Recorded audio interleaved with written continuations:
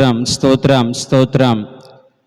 మహాపరిశుద్ధుడా, ప్రేమగల మా తండ్రి, కృపగల మా యేసయ్య, మీ పరిశుద్ధ నామములకు స్తోత్రాలు. ఈ మధ్యాహ్న కాల సమయంలో ప్రభా మరొక ఆరాధనలో పాలు పంచుకుని నీ యొక్క సన్నిధిలో వాక్యాన్ని ధ్యానించుకోవడానికి ఇచ్చిన గొప్ప కృపను బట్టి నీకు వందనాలు. వాక్యము ప్రభు అందిస్తున్న నన్ను నీ సిలువను మరుగుపరుచుకుని నీ ప్రజలకు కావలసినటువంటి దివ్యమైన వర్తమానం ద్వారా నీ ప్రజలతో మాట్లాడి నా సొంత జ్ఞానం అందించి మీ ఆత్మజ్ఞానం ద్వారా ప్రజలతో మాట్లాడమని యేసు నామమున బట్టి అడుగుచున్నాము తండ్రి, ఆమెన్. ప్రైజ్ ది లార్డ్, హల్లెలూయా.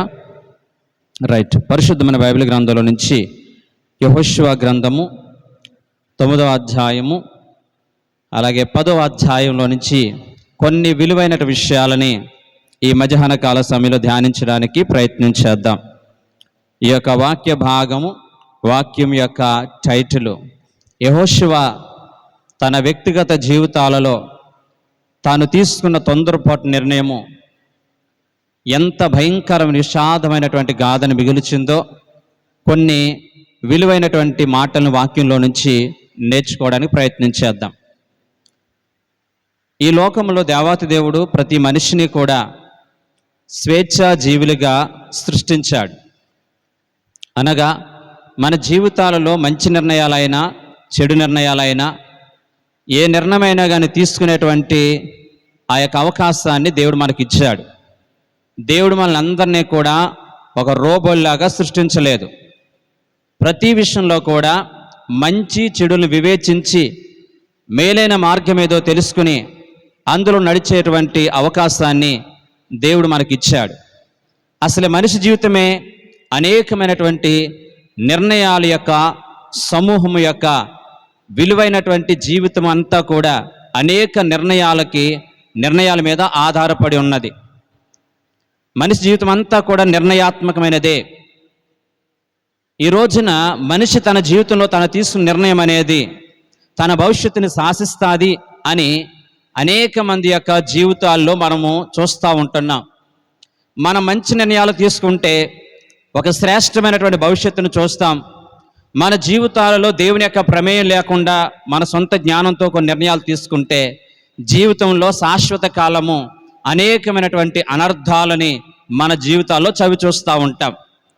మనం బైబిల్ చరిత్రను జాగ్రత్తగా ధ్యానించినట్లయితే పరిశుద్ధమైన బైబిల్ గ్రంథంలో ఆదికాండంలో ఆదాము అవ్వలకి వాళ్ళు నిర్ణయించుకునేటువంటి అవకాశం దేవుడిచ్చాడు. అయితే వారి యొక్క నిర్ణయం అనేది తప్పు నిర్ణయం కనుక దేవుడు వద్దన్నటువంటి ఆ పని చేసిన కారణాన్ని బట్టి వారు దేవుని యొక్క సహవాసంలో నుంచి లేదా ఆ యొక్క ఏదైనా తోట నుంచి బయటికి నెట్టివేయబడ్డారు. లోతు కూడా అబ్రహాం ఇచ్చినటువంటి ఒక చక్కటి అవకాశం, నీ జీవితంలో ఏదో ఒకటి కోరుకో, నీ జీవితంలో ఏదో ఒక నిర్ణయం తీసుకో అన్నప్పుడు తన కళ్ళకి పచ్చ కనిపించేటువంటి సదోమ గుమార ప్రాంతాన్ని కోరుకుని ఆ నిర్ణయం తీసుకుని జీవితంలో సరిచేసుకోవడానికి అవకాశమైనటువంటి భయంకరమైనటువంటి జీవితాన్ని ఈ యొక్క లోతు తన జీవితంలో చవి చూడవలసిన పరిస్థితి వచ్చింది. అలాగే సౌలు రాజుతో దేవుడు చెప్పాడు, సౌలా, నీ జీవితంలో నీవు అమాలేకుని పూర్తిగా తుడిచిపెట్టాలి అని దేవుడు చెప్పాడు. కానీ ఈ యొక్క సౌలు తన జీవితంలో యుద్ధానికి వెళ్ళిన తర్వాత తన నిర్ణయాన్ని మార్చుకుని ఆ యొక్క అమాలేకి రాజైన హాగాగుని అలాగే కొన్ని బలిసినటువంటి ఆ యొక్క జంతువుల్ని తన వెంట పెట్టుకుని వచ్చి నిర్ణయం తీసుకుని జీవితంలో ఎంతో భయంకరమైనటువంటి ముగింపుని సౌలు పొందుకోవడమే కాకుండా రాజ్యాన్ని కోల్పోయినట్లుగా మనం చూడగలుగుతున్నాం. ఇలా చెప్పుకుంటూ పోతే అనేక మంది భక్తులు వాళ్ళ జీవితాల్లో తీసుకున్న మంచి నిర్ణయాలు శ్రేష్టమైన భవిష్యత్తునిచ్చింది. వాళ్ళ జీవితాల్లో తీసుకున్నటువంటి చెడ్డ నిర్ణయాలు అనేకమైనటువంటి అనర్థాలకి దారి తీసింది. ఇంకా మంచి నిర్ణయాల గురించి చెప్తే గనక అబ్రహాము తన జీవితంలో శ్రేష్ఠ నిర్ణయాలు తీసుకుని ఒక ఉన్నతమైనటువంటి ముగింపుని అబ్రహాము పొందుకోగలిగాడు. యాకోబు తన జీవితంలో ఒక నిర్ణయం తీసుకుని అది పొందుకునేంత వరకు కూడా ఎన్ని కష్టాలు వచ్చినా బాధలు వచ్చినా అవసరమైతే ఇంకొక 7 సంవత్సరాలు కొలువు చేయవలసి వచ్చినా కానీ తన జీవితంలో తన తీసుకున్న నిర్ణయాన్ని సాధించేంత వరకు కూడా అలుపెరగని పోరాటాన్ని యాకోబు చేశాడు. నెహెమ్యా కూడా అతి కష్టతరమైనటువంటి యెరూషలేము గుమ్మములు తిరిగి నిర్మించేటువంటి ఆ క్రమంలో ఆ 70 సంవత్సరాల పాటు పాడైపోయినటువంటి ఆ యొక్క యెరూషలేము గుమ్మములు కావచ్చు, దేవాలయాన్ని కావచ్చు, తిరిగి పునరుద్ధరింపజేసేటువంటి ఆ క్రమంలో యెహోషువ వెళ్ళి ఒక నిర్ణయం తీసుకుని ఈ పనిని ఎలా చేయాలి, ఎలా పూర్తి చేయాలని చెప్పి ఒక ప్రణాళికలు వేసుకుని దేవుని దగ్గర విచారణ చేసి అతను వెళ్ళాడు.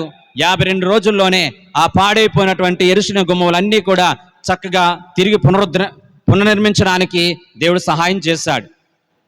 ఈ రోజున నిర్ణయానికి లేదా మనం తీసుకున్న నిర్ణయానికి చాలా ప్రాముఖ్యత ఉన్నదనే విషయాన్ని ఈ మధ్యాహ్న కాల సమయం గమనించాలి. మనిషి జీవితం అంతా కూడా నిర్ణయాల సమూహం అని చెప్పాను కదండి. మన దైనందిక జీవితంలో ఉదయం లేచిన మొదలుకొని రాత్రి పడుకునేంత వరకు కూడా సుమారు ప్రతి మనిషి కూడా 35,000 నిర్ణయాలు తీసుకుంటాడని చాలామంది పరిశోధకుల అంచనా. అన్ని నిర్ణయాలు మేము తీసుకుంటామా? 35,000 ఒకటా రెండా? 35,000 నిర్ణయాలు ఎలా తీసుకుంటారని చెప్పి మీరు అనుకోవచ్చు. నిర్ణయాలు అందులో పెద్ద నిర్ణయాలు ఉంటాయి, కొన్ని చిన్న నిర్ణయాలు కూడా ఉంటాయి.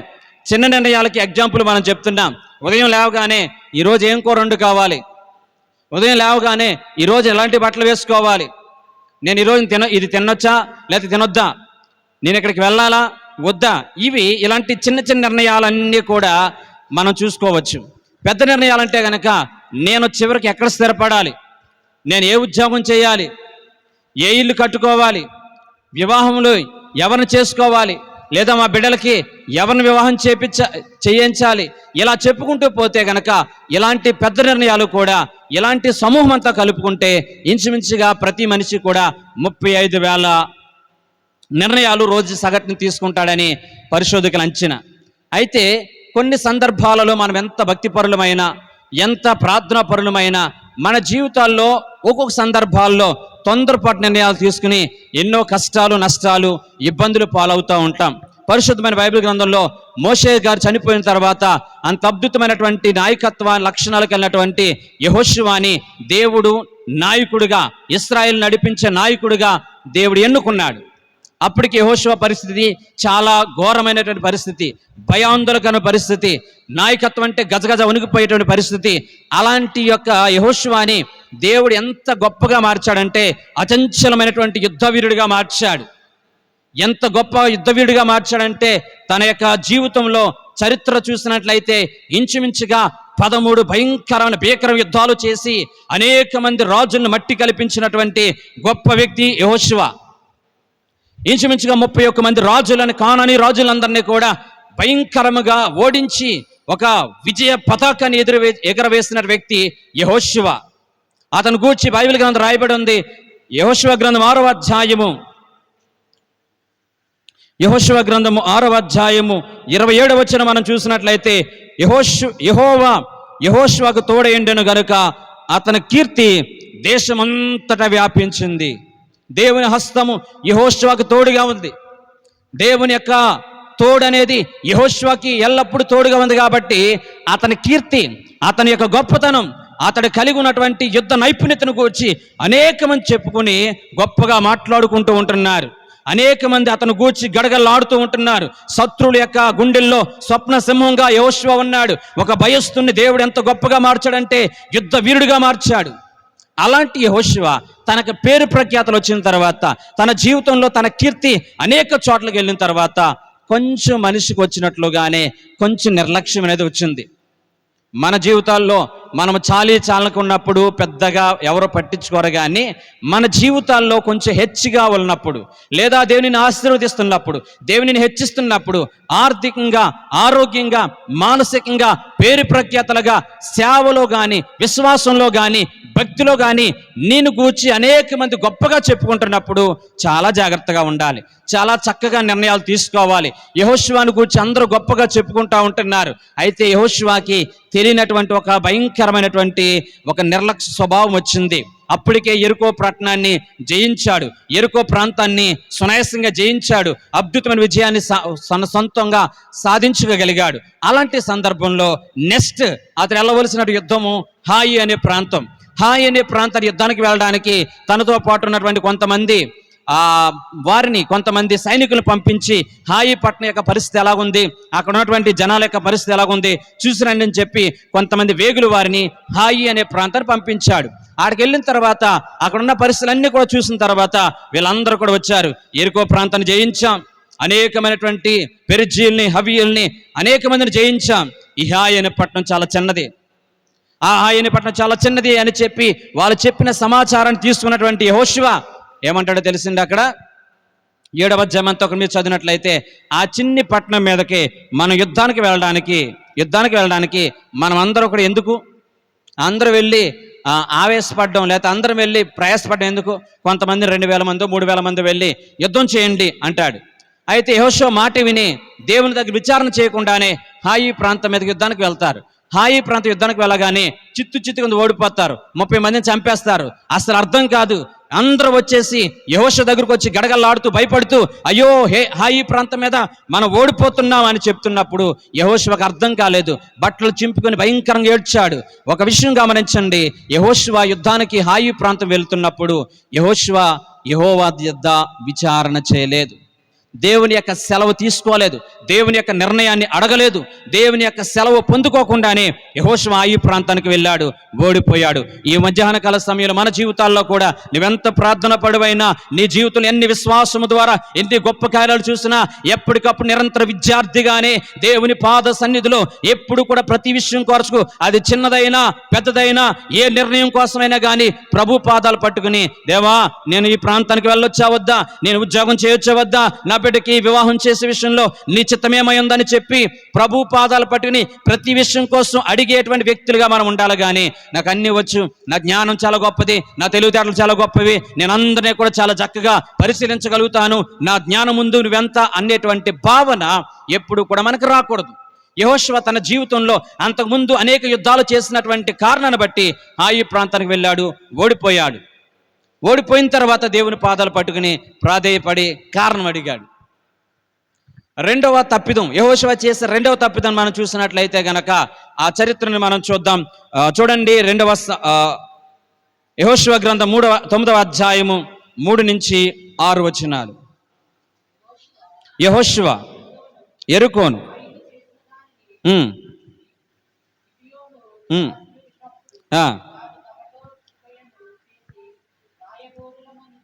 రాయబారమని వేషం వేసుకుని బయలుదేరి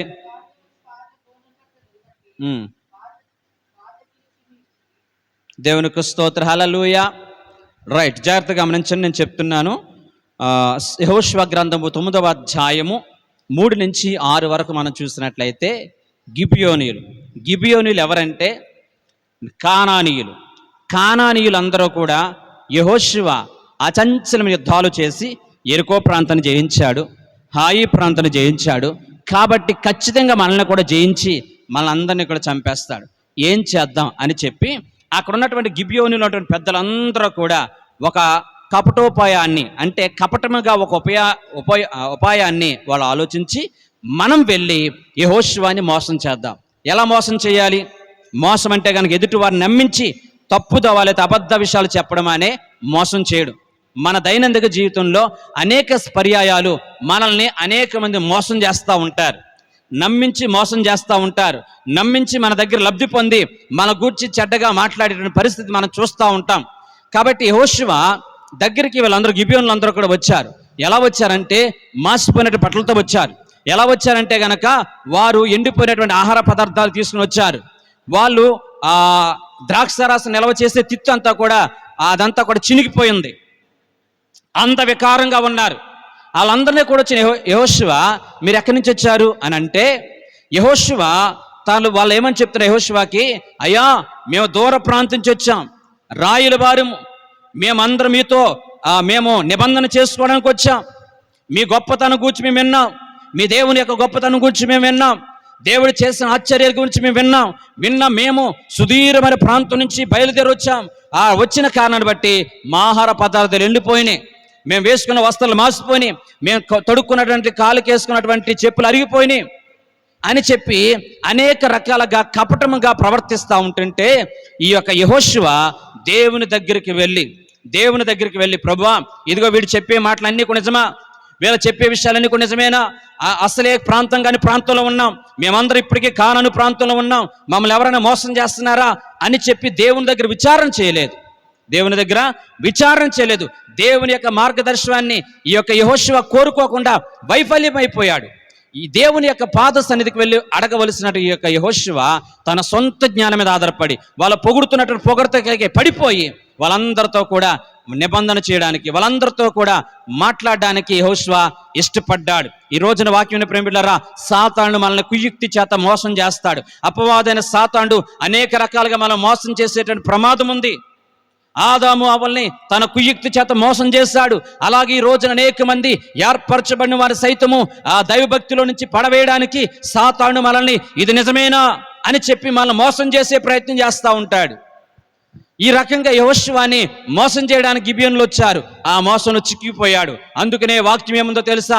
సామెతల 9వ అధ్యాయము 3-5-7 వచనాలు చదవండి ఒకసారి. సామెతల గ్రంథం 3వ అధ్యాయము 5-7 వచనాలు. నీ స్వబుద్ధిని ఆధారంగా చేసుకొనకుండా నీ పూర్ణ హృదయముతో యెహోవా యొద్ద నమ్మకముంచుము. నీ ప్రవక్తనంతటి యందు ఆయన అధికారం నాకు ఒప్పుకొనుము. అప్పుడు ఆయన్ని త్రోవలను సరళము చేయను. నేను జ్ఞానిని కదా నువ్వు అనుకోవద్దు.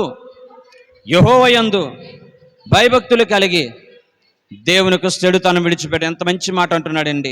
నేను జ్ఞానిని కదా అనుకోవద్దు. నీ మార్గుల్ని కూడా యెహోవాకు అప్పగించుకో.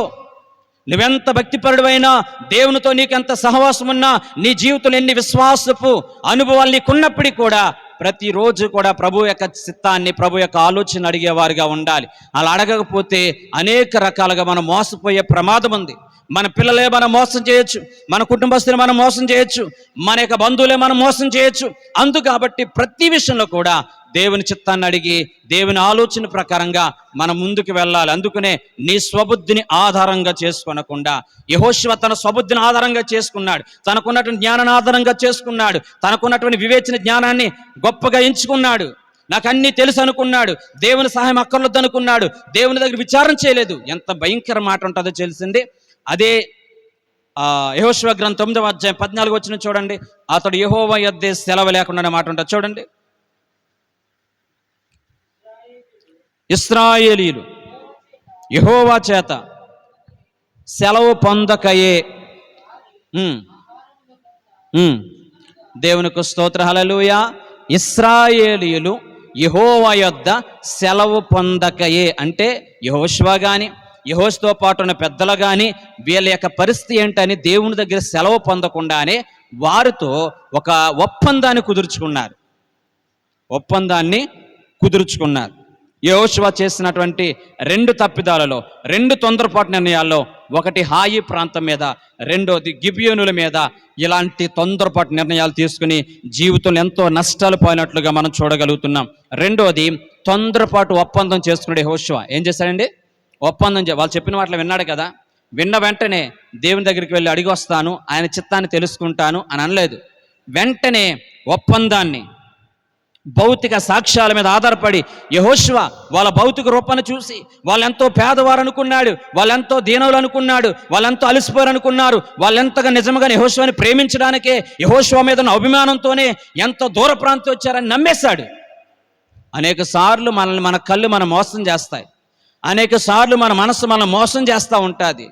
మనుషులు పై రూపాన్ని చూస్తారు కానీ దేవుడు హృదయాంతరంగా నెరిగిన దేవుడు. అయితే యెహోషువ వాళ్ళ పై రూపాన్ని చూశాడు, వాళ్ళ పై మాటలు చూశాడు, వాళ్ళ మెత్తగా మాట్లాడే మాటలు చూశాడు, వాళ్ళ తీపిగా మాట్లాడే మాటలు చూశాడు. వెంటనే వాళ్ళతో ఒప్పందం చేసుకున్నాడు.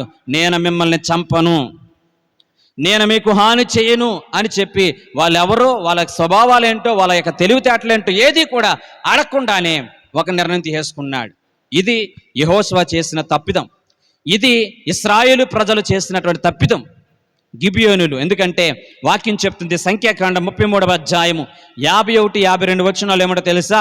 ఇశ్రాయేలుకి అందరికి కూడా దేవాతి దేవుడు స్ట్రిక్ట్గా చెప్పాడు, ఇదిగో కానానీయుల్లో ఏ ఒక్కరిని కూడా మీరు ఉంచొద్దు, కానానీయులకు సంబంధించినటువంటి ఎవరినైనా కానీ ఉంచొద్దు. వాళ్ళు మీకు ఎప్పటికైనా ప్రమాదమే, వారు ఎప్పటికైనా మీకు బల్లెలుగా ఉంటారు, మీ కళ్ళల్లో భయంకరమైనటువంటి ఏడుపును కలుగు చేస్తారు. వారిని సమూలంగా నాశనం చేసేయాలి, వారెవ్వరిని కూడా ఉంచొద్దు అని చెప్పి దేవుడు స్ట్రిక్ట్గా యెహోషువకు చెప్తే, యెహోషువ తొందరపాటు నిర్ణయాన్ని బట్టి ఈ యొక్క గిబియోనులతో ఒప్పందాన్ని కుదుర్చుకున్నాడు. అలా ఒప్పందాన్ని కుదుర్చుకున్నాడు. రోజులు అయిపోతున్నాయి. 3 రోజులు అయిన తర్వాత వారు యెహోషువని మోసం చేశారనే సంగతిని యెహోషువ గుర్తించాడు. ఎన్ని రోజులైన తర్వాత, 3 రోజులైన తర్వాత వాళ్ళ నిజ స్వరూపాలన్నీ బయటపడిన తర్వాత, వాళ్ళు వేసుకున్న వస్త్రాన్ని తీసివేసిన తర్వాత, వాళ్ళు పిచ్చోళ్ళారా, మేము గిబియోనీయులం, మేము మిమ్మల్ని మోసం చేస్తాం, మా కుయుక్తిని బట్టి, మా వివేచన జ్ఞానాన్ని బట్టి, మా తెలివితేటలను బట్టి మేము మిమ్మల్ని మోసం చేసి మీ ద్వారా మేము ప్రమాణం చేయించుకున్నాం అని చెప్పి యెహోషువ దగ్గరికి వచ్చి, అలాగే అక్కడ ఉన్నటువంటి ఇశ్రాయేలు పెద్దల దగ్గరికి వచ్చి, గిబియోనీయులు అందరూ నిలబడితే యెహోషువకి ఏం చేయాలో అర్థం కాలేదు. అక్కడ ఉన్నటువంటి ఇశ్రాయేలు ప్రజలకు ఏం చేయాలో అర్థం కాలేదు. అప్పుడు వరకు కూడా ఎంతో గొప్ప పేరు ప్రఖ్యాతలు గాంచినటువంటి ఇశ్రాయేలు ప్రజలందరూ కూడా యెహోషువని అలాగే పెద్దల్ని నిలదీస్తున్నారు. మీరు ఎందుకు ఒప్పందం చేసుకున్నారు, దేవుని దగ్గర సెలవు పొందుకొని ఎందుకు ఒప్పందం చేసుకున్నారని చెప్పి ఒక రకంగా వారు టార్చర్ పెట్టారు. ఒక రకంగా యెహోషువని అలాగే అక్కడ ఉన్న పెద్దల్ని చాలా తక్కువ చేసి మాట్లాడారు. యెహోషువకు అర్థం కాలేదు, ఇంత జ్ఞానం కలిగిన నేను, ఇంత తెలివితేటలు కలిగిన నేను, ఇంత విశ్వాసం కలిగిన నేను ఎలా మోసపోయాను అని చాలా రిగ్రెట్ ఫీల్ అయ్యాడు, చాలా బాధపడ్డాడు, చాలా వేదన చెందాడు, చాలా దుఃఖపడ్డాడు. వాక్యం ప్రేమిట్లారా, మన జీవితాల్లో కూడా మనం యెహోషువ కంటే అతీతులము కాదు, యెహోషువ కంటే గొప్పవాళ్ళము కాదు. ఈ మధ్యాహ్న వాక్యం నీ జీవితంలో కూడా ప్రతి దాన్ని కూడా పరిశీలించి మేలైన దానిని మనం అనుసరించి నడవాలి. అందుకనే ఇర్మియా గ్రంథకర్త ద్వారా అంటాడు కదా, మీరు మార్గం మధ్యలో నిలిచి ఉండండి, మేలైన మార్గం ఏదో తెలుసుకుని అందులో మీరు నడుచుకోనండి, పురాతన మార్గం గురించి ఆలోచించండి. దయచేసి ప్రతి దాని విషయంలో కూడా ఆలోచన చాలా ప్రాముఖ్యం. మనమందరం కూడా తొందరపడి నిర్ణయాలు తీసుకోవద్దు, తొందరపడి వాగ్దానాలు చేసేవారుగా ఉండొద్దు. ఎస్పెషల్లీ మనం సంతోషంగా ఉన్నప్పుడు ఎప్పుడూ కూడా ఇతరులకు ఏమివ్వకూడదండి, వాగ్దానాలు ఇవ్వకూడదు. యెహోషువ అదే చేశాడు. సంతోషంగా ఉన్న సమయంలో గిబియోనులకి వాగ్దానం చేశాడు. వారెవరో కాదు, కానానీయులు, అమోనియ జాతికి చెందిన వాళ్ళు. అర్థం కాలేదు, చాలా బాధపడ్డాడు. 3 రోజులైన తర్వాత వాళ్ళ నిజ స్వరూపం బయటపడిన తర్వాత యెహోషువ ఏం చేయాలో అర్థం కాక ఏం చేయాడో తెలుసా, దీర్ఘకాలిక పరిణామాలను బట్టి వాళ్ళందరినీ కూడా తీసుకొచ్చి, మేము ఇప్పుడు వీళ్ళని చంపలేం, ఎందుకని యెహోవా నామం పేట వాళ్ళకి ఏమిచ్చేసాము, వాగ్దానం చేస్తాం, కాబట్టి వీళ్ళని మేము చంపలేం, కాబట్టి ఏం చేయాలి అని చెప్పి ఆలోచించుకొని వాళ్ళందరినీ కూడా, గిబియోనులందరినీ కూడా, మీరు బ్రతికినంత కాలం కూడా మాకు కట్టెలు నరికిచ్చేవారుగా ఉండాలి, మీరు బ్రతికినంత కాలం కూడా మాకు మందిరానికి మా అవసరాలకి నీరు మోసేవారుగా ఉండాలని చెప్పి పని కొరకు వాళ్ళని నియమించారు. ఆ విధముగా గిబియోనులందరూ కూడా ఇశ్రాయేలు ప్రజలతో పాటు నడవడానికి వాళ్ళు ప్లానింగ్స్ అన్నీ కూడా సక్సెస్ అయినాయి. ఓకే, ఇది చరిత్ర. ఈ చరిత్ర నుంచి మనం అందరం కూడా ఏం నేర్చుకోవాలంటే, దయచేసి మన యొక్క జీవితంలో ఎంత మంచి భక్తిపరులమైనా మనం తీసుకునే ప్రతి నిర్ణయం వెనకాల దేవుని యొక్క చిత్తాన్ని, దేవుని యొక్క ప్రార్థన ద్వారా దేవుని యొక్క ఆలోచనలు అడిగేవారుగా మనం ఉండాలని వాక్యం సెలవిస్తూ ఉంటుంది. దయచేసి మన నిర్ణయాలే మన జీవితాన్ని శాసిస్తాయి. ఈ రోజున మనం గొప్పవారయ్యారని చెప్పుకునే వాళ్ళందరూ కూడా మంచి నిర్ణయాలు తీసుకున్నారు. ఓకేనా? ఫర్ ఎగ్జాంపుల్ మనం చూసినట్లయితే ఈ రోజున ఐపీఎల్ మ్యాచ్లో అందరూ కూడా గొప్పగా మాట్లాడుకున్నారు. ఒక అబ్బాయి కోసం 14-15 సంవత్సరాలు ఉన్నటువంటి వైభవ్ సూర్యవంశీ అనేటువంటి వ్యక్తి కోసం చాలా మాట్లాడుకుంటున్నారు. ఆ వ్యక్తి తన జీవితంలో ఒక నిర్ణయం తీసుకున్నాడు. కడు పేద కుటుంబంలో జన్మించినప్పటికీ కూడా, పల్లెటూరులో జన్మించినప్పటికీ కూడా, నేను ఏమైనా సరే నేను గొప్పవాడిని అవ్వాలని చెప్పి అతి చిన్న వయసులోనే తన జీవితాన్ని కఠోరమైనటువంటి సాధన కొరకు తన జీవితంలో ఒక నిర్ణయం తీసుకున్నాడు. ఉదయం 4 గంటలకి ఆ స్టేడియంకి వెళ్ళేవాడు అంటండి. ఎంత పెందలకాడలేస్తే 4 గంటల స్టేడియంకి వెళ్తాడు, పట్టణంలో ఉన్న స్టేడియంకి. అంత కష్టపడి ప్రాక్టీస్ చేసి అతడు తన జీవితంలో నిర్ణయం తీసుకున్నాడు. నేను సెల్ ఫోన్ వాడను, నేను పేపర్ చదవను, నేను టీవీ చూడను, నేను ఎప్పుడు కూడా ప్రాక్టీస్ అని చెప్పి ఆ విధముగా కఠోరమైనటువంటి నిర్ణయం తీసుకుని ఇంచుమించుగా 1000 బాలుతో అతడు ప్రాక్టీస్ చేసి ఈ రోజున ప్రపంచం అంతటిని ఆకర్షించే గొప్పవాడిగా మారగలిగాడు. ఎందుకు అని అంటే కనుక తాను తీసుకున్న నిర్ణయము, నా జీవితంలో విలువైన సమయాన్ని వ్యర్థం చేయకూడదని తీసుకున్న నిర్ణయము అతను గొప్పవాడిగా చేసింది. ఈ రోజున గొప్పవాళ్ళు అయిపోయిన వాళ్ళందరూ కూడా రాత్రి గొప్పవాళ్ళు అయిపోలేదు. కఠోరమైనటువంటి నిర్ణయాలు తీసుకున్న వాళ్ళ జీవితాల్లో మనందరము కూడా సచిన్ టెండూల్కర్ గురించి మాట్లాడుకుంటాం. ఆయన కూడా కఠోరమైనటువంటి నిర్ణయం తీసుకుని అందరూ కూడా చక్కగా రెస్ట్ తీసుకుంటే ఈయన మాత్రం వర్షంలో కూడా కష్టపడి ప్రాక్టీస్ చేసి అద్భుతమైనటువంటి ఆట ప్రదర్శన చేయగలిగాడు. నిజమే, ఓడిపోయిన ప్రతి ఒక్కరూ కూడా జీవితంలో ఒక నిర్ణయాలు తీసుకుని అచంచలమైన విజయాన్ని వాళ్ళ జీవితాల్లో చూడగలరు. కొంతమందిని మీకు పరిచయం చేస్తాను. స్టీవ్ జాబ్ అనేటువంటి ఒక ఆయన గ్యారేజ్ యాపిల్ని స్థాపించాడు. యాపిల్ కంపెనీ స్థాపించాడు. ఎందుకో తెలియదు, అతి తక్కువ టైంలోనే ఆ యొక్క సొంత కంపెనీ నుంచి అతను నెట్టివేయబడ్డాడు. అప్పుడు ఆయన ఒక నిర్ణయం తీసుకుని తన జీవితంలో ఓడిపోయిన తన జీవితంలో తిరిగి గెలుపొందాలనే ఉద్దేశంతో అతడు మరలా సాధన స్టార్ట్ చేశాడు. నేను ఖచ్చితంగా గొప్ప అవ్వాలి, ఏ కంపెనీ నుంచి నన్ను తోసివేశారో ఆ కంపెనీలో నాకంటూ ప్రత్యేకత కావాలని చెప్పి ఛాలెంజ్గా నిర్ణయం తీసుకున్నాడు. ఆ తర్వాత తన ప్రతిభను ఉపయోగించాడు. ఐప్యాడ్ కావచ్చు, ఐఫోన్ కావచ్చు, ఇవన్నిటిని కూడా ఆవిష్కరించి ఆ కంపెనీకి గొప్ప ఉన్నతమైనటువంటి వ్యక్తిగా మార్చబడ్డాడు స్టీవ్ జాబ్స్. అలాగే మనం చూసిన ఎలన్ మస్క్ కావచ్చు, అలాగే బిల్ గేట్స్ కావచ్చు, వీళ్ళందరూ కూడా ఓడిపోయిన వాళ్ళ జీవితాల్లో అచంచల నిర్ణయాలు తీసుకున్నారు. ఆ నిర్ణయాలే వాళ్ళని ప్రపంచాన్ని శాసించేటట్లుగా చేయగలిగినట్లుగా మనం చూడగలుగుతున్నాం. దయచేసి ప్రతి ఒక్కరము కూడా ఈ యొక్క మధ్యాహ్న కాల సమయంలో మన జీవితాల్లో ఓడిపోయినా, మన జీవితాలు నష్టపోయినా, మన జీవితాల్లో ఏ నిర్ణయం తీసుకున్నా కానీ ఖచ్చితంగా నువ్వు తీసుకున్న నిర్ణయం అనేది నీ భవిష్యత్తుని శాసిస్తుందనే విషయాన్ని గుర్తెరిగి మంచి నిర్ణయాలు తీసుకుని మనం ముందుకు సాగిపోవడానికి ప్రయత్నం చేద్దాం. రైట్, మరలా వాక్యంలోకి వెళ్ళినట్లయితే కనుక మనం తీసుకున్న నిర్ణయాలు మన భవిష్యత్తుని ఏ విధంగా ప్రభావితం చేస్తాయో, మంచి నిర్ణయాలైనా చెడు నిర్ణయాలైనా ఎలా ప్రభావితం చేస్తాయో, ఈ గిబియోనీలందరూ కూడా ఇశ్రాయేలు ప్రజలకు సేవ చేసుకుంటూ నీళ్లు మోస్తూ కట్లు నరుగుతూ ఉంటున్నారు. చక్కగా వాళ్ళు సాగుతూ ఉంటున్నారు. విశ్వాసంలో బలపడ్డారు, విశ్వాసంలో స్థిరపడ్డారు. దేవుడు అందరికీ ప్రభువు గనుక వారిని కూడా దేవుడు కనికరించాడు. ఇశ్రాయేలుతో పాటు ఉంటున్నారు. ఇశ్రాయేలు ప్రజలు నిబంధన మేరకుండా ఉంటున్నారు. ఇలా జరుగుతున్న కాలంలో యెహోషువ చనిపోయాడు, న్యాయాధిపతులు అయిపోయి ఇప్పుడు ఎవరు వచ్చారంటే ఇశ్రాయేలు ప్రజలకు రాజులు వచ్చారు. ఆ రాజులో మొట్టమొదటి రాజు సౌలు రాజు. ఎవరండి? ఇశ్రాయేలుకి మొట్టమొదటి రాజు ఎవరు?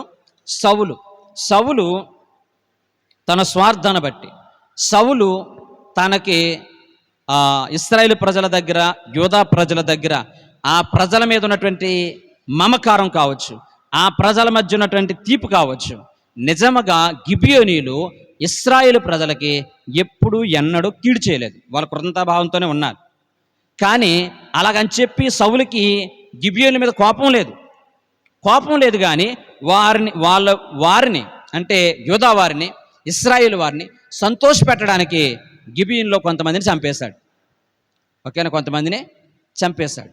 అలా చంపగానే ఇప్పుడు ఏం మీరాడు సౌలు? చెప్పండి, ఏం మీరాడు?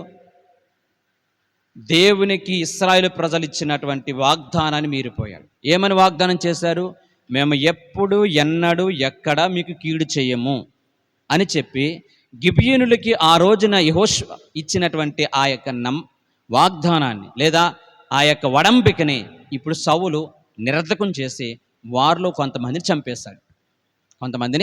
చంపేశాడు. దేవుడు ఎప్పుడు కూడా దీన్ని సహించేవాడు కాదు. దయచేసి మన అందరం కూడా నీ మీదొట్టు అని అబద్ధాలాడి కూడా ఒట్లేసేస్తాం.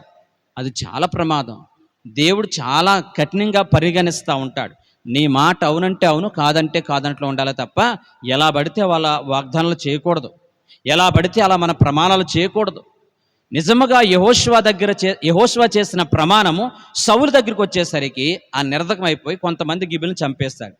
చంపిన తర్వాత సౌలు కూడా చనిపోయాడు. అంత అయిపోయిన తర్వాత ఇప్పుడు దావీదు మహారాజు అయ్యాడు. దావీదు రాజు అయిన తర్వాత తన కాలంలో 3 సంవత్సరాల పాటు భయంకరం కరువు వచ్చింది. ఎన్ని సంవత్సరాలు?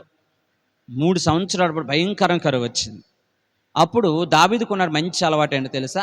కష్టం వచ్చినా, నష్టం వచ్చినా, బాధ వచ్చినా దేవుణ్ణి నిందించడు. వెళ్ళి ప్రభు పాదాలు పట్టుకుని అడుగుతున్నాడు, దేవా, ఎవరు తప్పిదం ద్వారా ఈ యొక్క కరువు వచ్చింది? ఇంత భయంకరమైన కరువు ఎప్పుడు కూడా నేను చూడలేదు.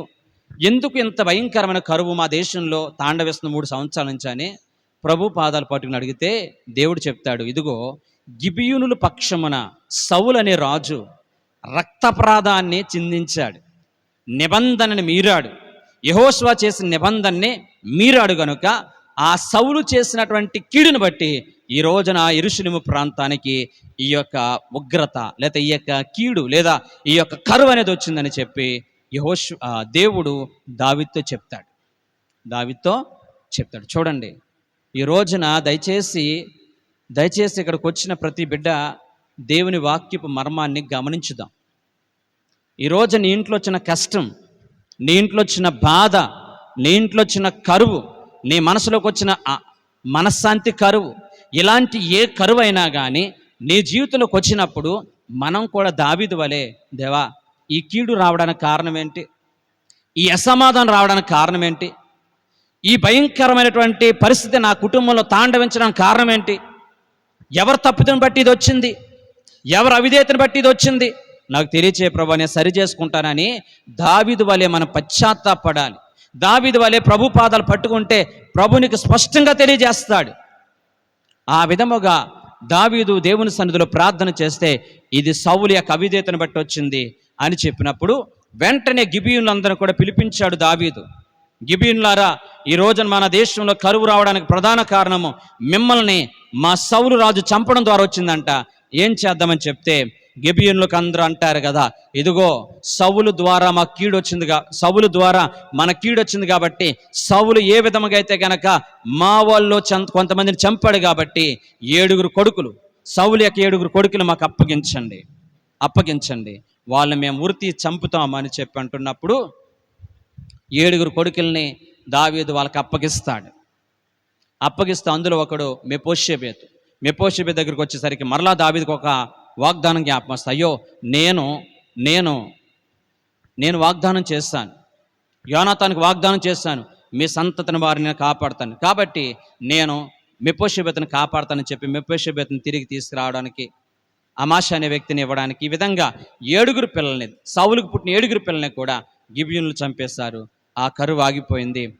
ఇప్పుడు ఇశ్రాయేలు ప్రజలందరూ కూడా మరలా సుభిక్షంగా ఉండడానికి దాహతో పడ్డారు.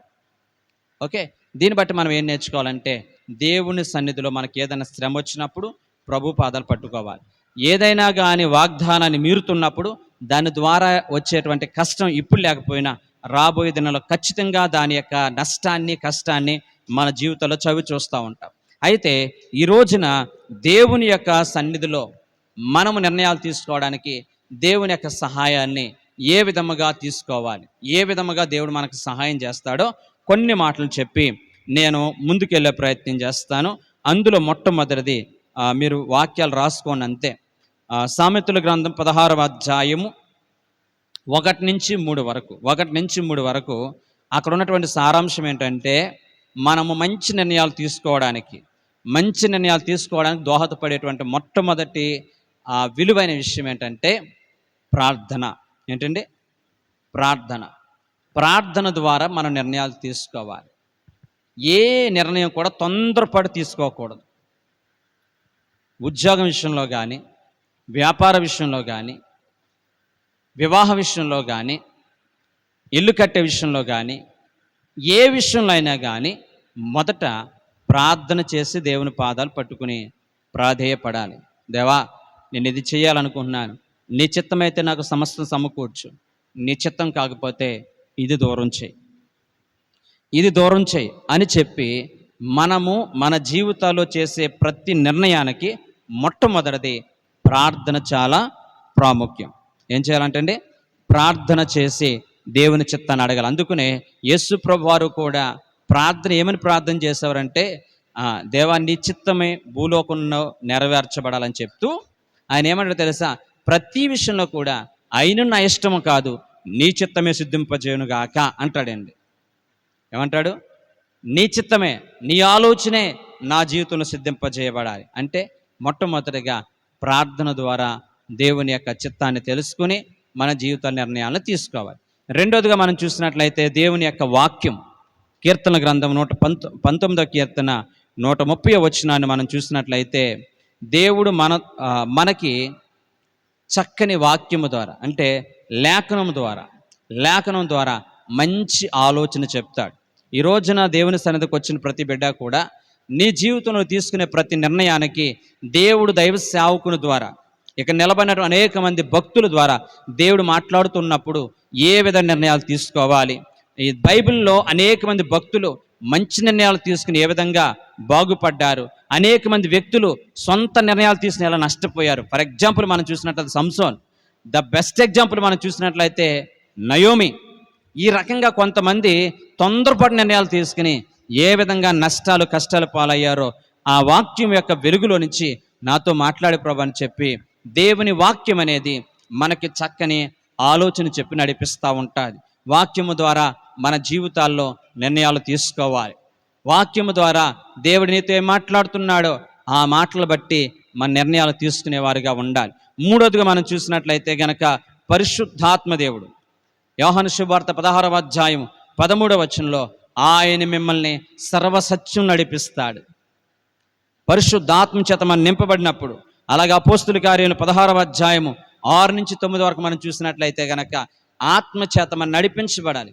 పరిశుద్ధాత్మ చేత మనం నడిపించబడినప్పుడు దేవుడు మనల్ని చక్కని మార్గాలు నడిపిస్తాడు, చక్కని ఆలోచన నడిపిస్తాడు. నీ జీవితంలో మంచి నిర్ణయాలు తీసుకోవడానికి అవకాశం ఉంటుంది. ప్రతి ఒక్కరము కూడా పరిశుద్ధాత్మ చేత నింపబడాలి. పరిశుద్ధాత్మ మనల్ని సర్వసత్యం నడిపిస్తుంది. ఏది నకిలీదో, ఏది మాన్యమైనదో, ఏది మంచిది కాదో, ఏది మంచిదో నీ జీవితంలో తీసుకునే అవకాశాన్ని పరిశుద్ధాత్మ చేత నువ్వు నింపబడినప్పుడు ఏ వ్యక్తి కూడా నిన్ను మోసం చేయడానికి కానీ, ఏ వ్యక్తి కూడా మాటల ద్వారా కానీ, క్రియల ద్వారా కానీ, ప్రవక్తల ద్వారా కానీ నిన్ను మోసం చేయడానికి అవకాశం ఉండదు. దేవుని ఆత్మ చేత నింపబడిన ప్రతి ఒక్కరూ కూడా, పరిశుద్ధాత్మ చేత నింపబడిన ప్రతి ఒక్కరిని కూడా దేవుడు చక్కని ఆలోచన చెప్పి నడిపిస్తూ ఉంటాడు. తర్వాత మనం చూసినట్లయితే కనుక దేవుని యొక్క ఆలోచనలు, ఉపదేశములు చూడండి. సామెతల గ్రంథం 19వ అధ్యాయము 20వ వచనం. సామెతల గ్రంథం 19వ అధ్యాయం 20వ వచనం.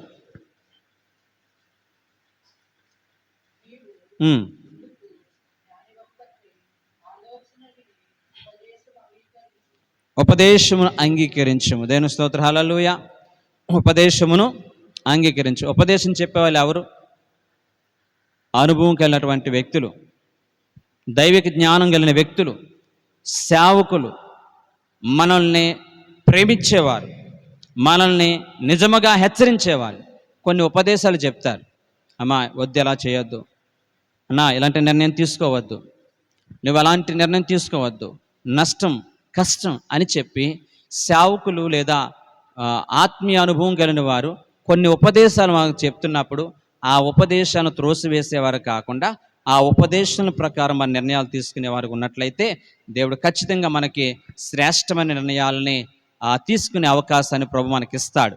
కాబట్టి నిర్ణయాలు తీసుకోవడానికి దోహదపడేది ప్రార్థన, దేవుని యొక్క వాక్యము, పరిశుద్ధాత్మ అనుభవము, అలాగే అనుభవంతో కూడినటువంటి దైవ సేవకులు, వారు ప్రార్థనాపరులైన దైవ సేవకులు మనకు చక్కని ఆలోచన చెప్పి కౌన్సిలింగ్ ఇచ్చి మంచిగా నడిపిస్తూ ఉన్నప్పుడు మన కుటుంబ వ్యవస్థని, మన జీవితాలు తీసుకున్న ప్రతి నిర్ణయము ఎప్పుడు కూడా విఫలమైపోదు, ఎప్పుడు కూడా పాడైపోదు.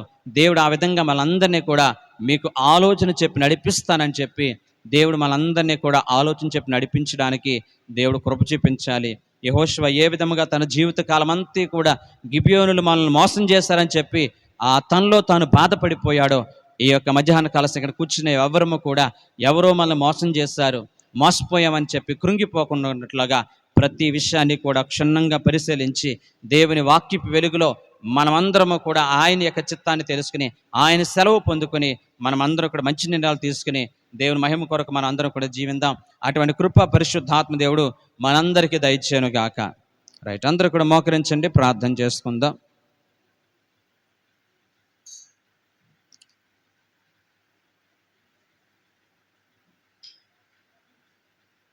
ప్రార్థన చేసుకుందాం.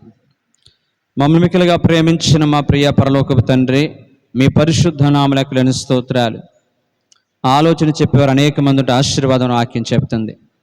యెహోషువ మంచి ప్రార్థన పరుడే అయినప్పటికీ తన జీవితంలో తొందరపాటు నిర్ణయం తీసుకుని ఎంతో నష్టాలు కష్టాలు పాలయ్యాడు. తండ్రి, మా జీవితాల్లో కూడా అలాంటి తొందరపాటు నిర్ణయాలు తీసుకోకుండా దైవ జ్ఞానం ప్రకారంగా మంచి నిర్ణయాలు తీసుకుని ఈ శాశ్వత జీవితం ప్రభు సంతోషం గడపడానికి మీరు కృప చూపించమని వాక్యం ద్వారా మాతో మాట్లాడినందుకు వందనాలు చెల్లించుకుంటూ వాక్యం అనేక మంది జీవితాలు ఫలింప చేయమని యేసు నామమున బట్టి అడుగుచున్నాము తండ్రి.